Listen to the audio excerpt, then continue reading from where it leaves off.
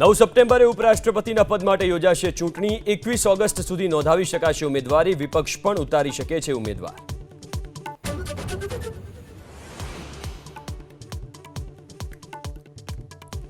સરદાર સરોવર ડેમમાંથી છોડાયું 3,86,000 ક્યુસેક પાણી। નર્મદા નદી બે કાંઠે, નદી કાંઠાના ગામોને કરાયા એલર્ટ।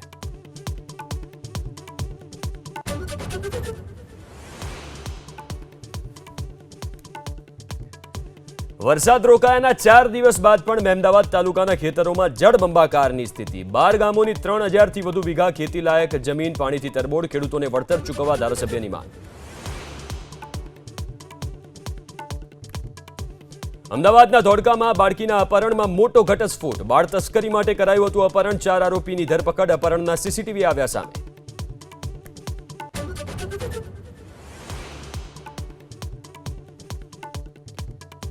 સુરતમાં કેમિકલયુક્ત પાણી છોડતા એકમો સામે કાર્યવાહી। ડ્રેનેજની લાઇનમાં કેમિકલયુક્ત પાણી છોડતા લિંબાયતમાં 103 અને વરાછામાં 6 એકમ સીલ।